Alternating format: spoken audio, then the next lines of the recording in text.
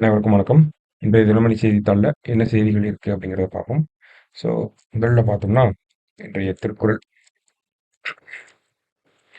இன்றைய திருக்குறள்ல பார்த்தோம்னா, ஓகே, சூழ்ச்சி முடிவு துணிவு எய்தல் அத்துணிவு தாழ்ச்சியுள் தங்குதல் தீது அப்படின்னு சொல்லி கொடுத்துருக்காங்க. அதாவது ஆராய்ந்து எண்ணுவதற்கு எல்லை துணிவு கொள்வதே ஆகும். அவ்வாறு கொண்ட துணிவு காலந்தாழ்ந்து நிற்பது குற்றமாகும் அப்படின்னு சொல்லியிருக்காங்க. ஒரு செயலை செய்வதற்கு முன்னாடியே அதனால விளையக்கூடிய சாதக பாதகமான விஷயங்களை பத்தி நம்ம நல்ல முடிவு எடுத்துக்கணும்.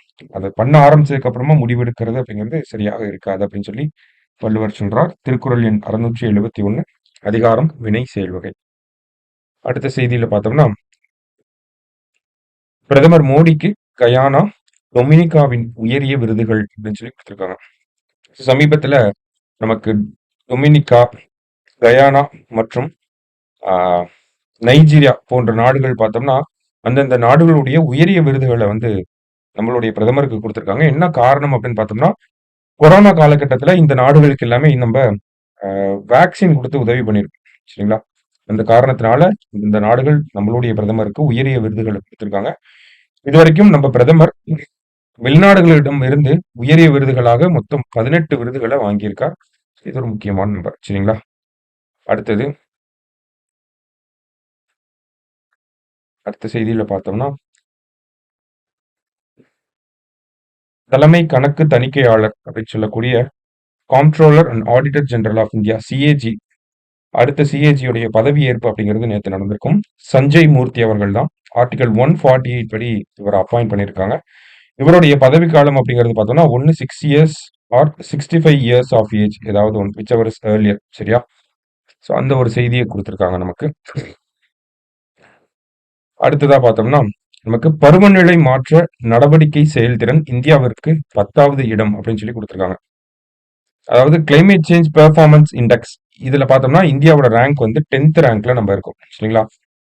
குறிப்பா இதுல என்ன நோட் பண்ண முடியும்னா, முதல் 3 இடங்கள் அப்படிங்கிறது காலியாக விடப்பட்டிருக்கு. எந்த நாட்டுக்குமே இந்த முதல் 3 இடங்கள் அப்படிங்கிறது கொடுக்கல. 4வது இடத்துல பார்த்தோம்னா டென்மார்க் அப்படிங்கிற நாடு இருக்கு. ஓகேங்களா? இந்தியா இதுல 10வது இடத்துல வந்து நம்ம இருக்கோம். சரிங்களா? ஸோ இந்தியாவை பொறுத்த வரைக்கும் தனிநபர் உமிழ்வு அப்படிங்கறத கொடுத்திருக்காங்க. அதாவது பெர் கேபிட்டா எமிஷன், இந்தியாவோட பெர் கேபிட்டா எமிஷன் பார்த்தோம்னா 2.9 டன்ஸ். ஓகேங்களா? ஆனா வேர்ல்டு ஆவரேஜ் அப்படின்னு பார்த்தோம்னா 6.6 டன்ஸா இருக்கு. ஸோ இந்தியா பெட்டரா தான் இந்த ஒரு எமிஷன்ஸ் அப்படின்றப்ப இந்தியா கொஞ்சம் பெட்டரா பெர்ஃபார்ம் பண்றாங்க அப்படிங்கறத நம்ம புரிஞ்சுக்க முடியுது. பிகாஸ் நம்ம கிட்ட பாப்புலேஷனுமே அதிகமா இருக்கனால நம்மளோட பெர் கேபிட்டா எமிஷன் அப்படிங்கிறது கம்மியா தான் இருக்கு. 2.9. சரிங்களா? According to climate change performance index, ஒரு முக்கியமான குறியீடு, நல்லா பார்த்து வச்சுக்கோங்க. சரியா? அடுத்ததா பார்த்தோம்னா, பெஞ்சமின் நெட்டான்யூ, அவர் தான் இஸ்ரேலுடைய பிரைம் மினிஸ்டர். சரிங்களா? ஸோ அவரை கைது செய்ய சொல்லி சர்வதேச நீதிமன்றம், இன்டர்நேஷனல் கோர்ட் ஆஃப் ஜஸ்டிஸ் வந்து உத்தரவு பிறப்பிச்சிருக்காங்க. இதனால என்ன ஏற்படும் அப்படின்னு பார்த்தோம்னா, இந்த சர்வதேச நீதிமன்றத்தினுடைய உறுப்பு நாடுகள்ல இஸ்ரேல் அப்படிங்கிற நாடு இல்ல. சரிங்களா? அதனால இந்த நீதிமன்றத்தினுடைய முடிவு இவர் மேல எந்த ஒரு பெரிய தாக்கத்தையும் ஏற்படுத்தாது. இருந்தாலுமே சர்வதேச நீதிமன்றத்தினுடைய உறுப்பு நாடுகளுக்கு இஸ்ரேலுடைய பிரதமர் சென்றா அங்க அவரை வச்சு கைது செய்ய முடியும்.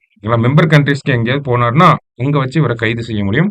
இந்த ஒரு டெக்னிக்கல் டீடைல்ஸ் நம்ம தெரிஞ்சுக்கணும். சரிங்களா? கடைசியா பாக்குறப்ப இதுதான் இன்னைக்கு முக்கியமான செய்திகளா இருந்துச்சு. மீண்டும் நாளை செய்தித்தாள் வாசிப்பு சந்திக்கலாம். நன்றி.